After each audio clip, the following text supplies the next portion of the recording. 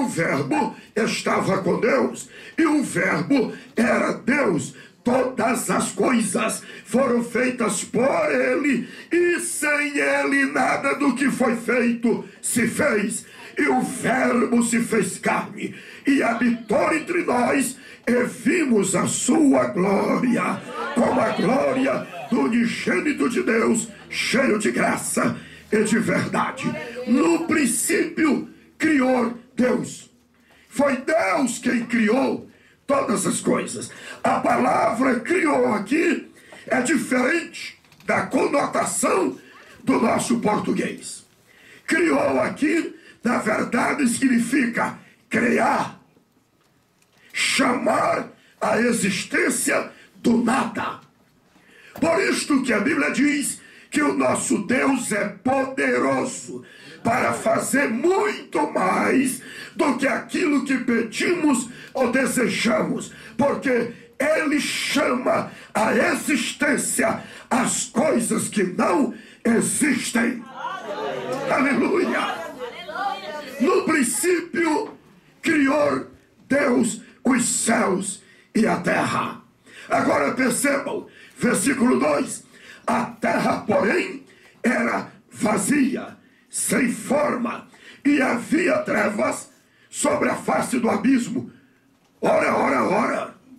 Por quê? Para quê? Deus criou uma terra vazia, deformada e cheia de trevas. Que beleza há nisto! Que significado há nisto? Irmãos, Deus não criou uma terra vazia, uma terra sem forma, nem uma terra dominada por trevas. Pastor Gilmar, criou ou não? A Bíblia diz criou. Meus irmãos queridos, há uma distância de tempo muito grande entre o versículo 1 e o versículo 2 do Gênesis capítulo 1. E nós cremos, com base no restante da revelação bíblica, que neste intervalo de tempo houve a queda, a rebelião de Lúcifer, e tudo sofreu por causa desta desobediência. Houve um caos, houve uma tragédia. Deus criou tudo perfeito. No princípio criou Deus os céus e a terra. Agora ela está deformada, afetada, comprometida por causa do pecado, da rebelião e da desobediência.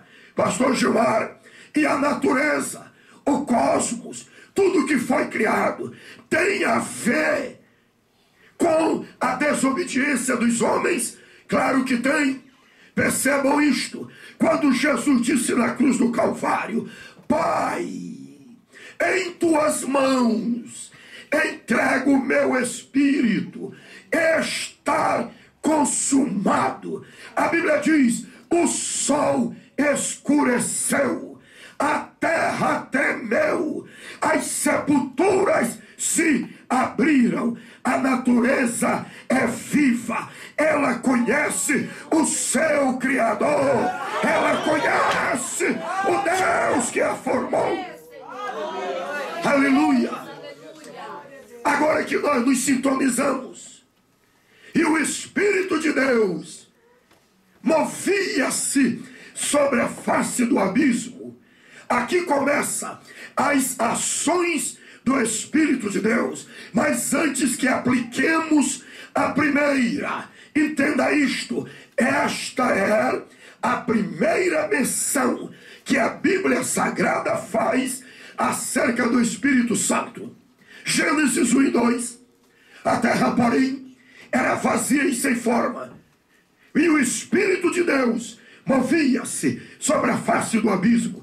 Diga comigo: a primeira menção do Espírito Santo nas Escrituras.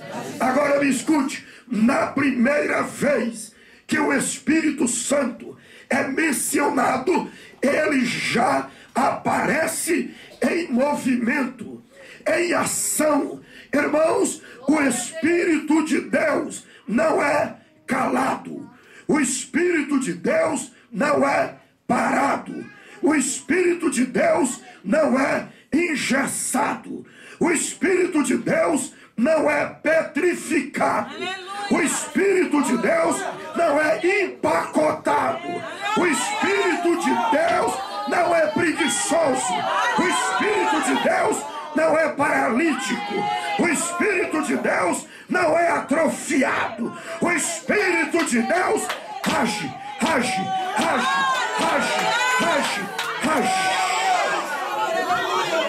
Aleluia. Aleluia. E o Espírito de Deus movia-se. Aleluia.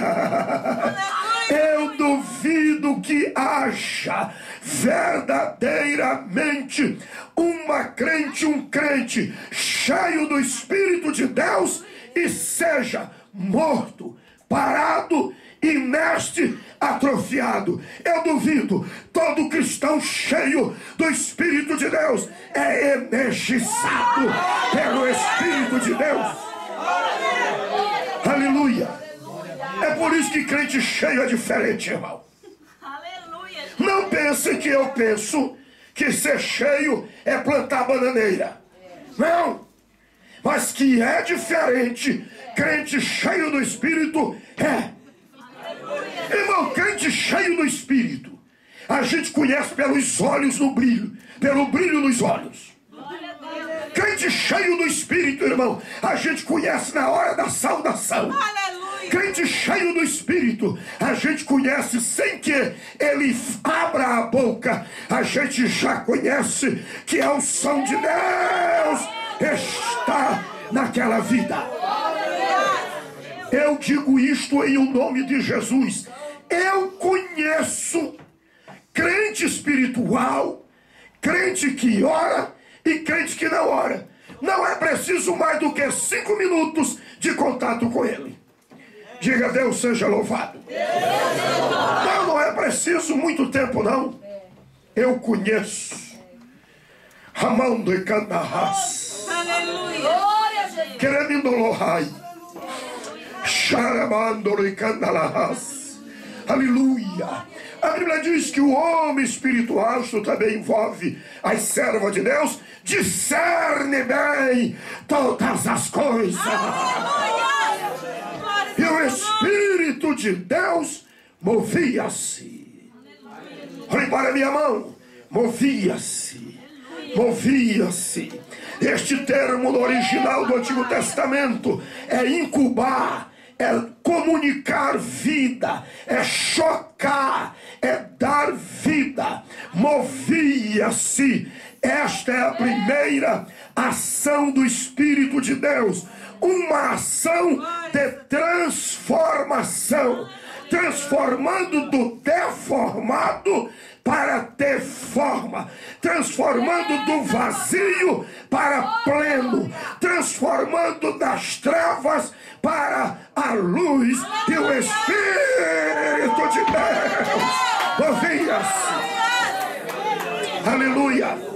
Abra sua Bíblia comigo em João Evangelho, capítulo 8, versículo, capítulo 16, de 8 a 11. João 16, de 8 a 11. E quando ele vier, convencerá o mundo do pecado, da justiça e do juízo. Do pecado, porque não crê em mim.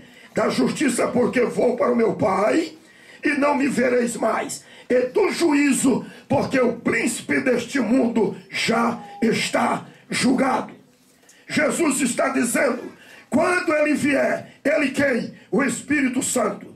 Quando ele vier, ele convencerá o homem do pecado, da justiça e do juízo.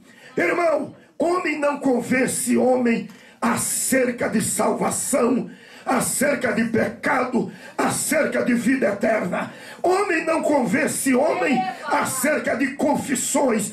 Quem convence é o Espírito Santo, usando o sacrifício de Jesus. Ele é quem convence. Eu prego, você prega. Eu ministro, você ministra. Mas quem convence é o Espírito Santo. Aleluia. Por isso não adianta o pai brigar, bater o pé e dizer: olha, menino, ou você vai ser crente, ou então só vai te custar caro. O problema ficará mais grave. Por isto não adianta o marido dizer para a esposa: ou você aceita Jesus e se torna uma mulher cheia do Espírito, ou eu te largo. Vai largar mais cedo. Não vai resolver. Quem convence é o Espírito Santo. É Ele quem transforma. É Ele quem opera esta transformação. Levante a mão comigo e diga: quando Ele vier, Ele convencerá. Diga: é o Espírito Santo quem nos convence. Aleluia. Esta é a ação transformadora do Espírito de Deus. Ele nos transforma para melhor. Ele nos transforma para mais espirituais. Ele nos transforma para mais tementes. Ele nos transforma para mais santificados. É Ele quem nos transforma. Eu nunca esqueci destas duas situações. Eu estava pregando em Minas Gerais, Ituiutaba, um ginásio completamente cheio.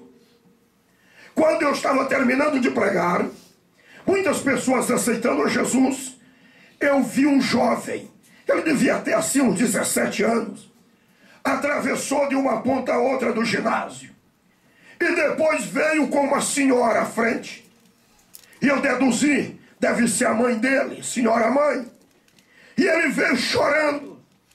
Como me chamou a atenção o jeito como ele passou. Quando ele chegou, eu perguntei àquela senhora: é o seu filho? E ela disse: é o meu filho, pastor. E ele chorava muito. E a mãe também chorando. E eu olhei para ela e disse: o que houve? E ela me disse: pastor, esse meu filho era tão rebelde. Este meu filho era tão violento. E eu já tentei levá-lo para a igreja. Muitas vezes, ele nunca quis, muitas vezes. E quando o senhor terminou de pregar e começou a fazer o apelo, ele atravessou de lá, veio a mim e disse: mãe, vá comigo à frente. Hoje eu quero aceitar a Jesus, porque eu ouvi alguém me chamando pelo meu nome. Aleluia. Aleluia. Aleluia. Aleluia. Diga assim para o irmão. Olhe para o irmão que está aí ao seu lado cultuando. E diga: o Espírito de Deus conhece você. Conhece o seu nome.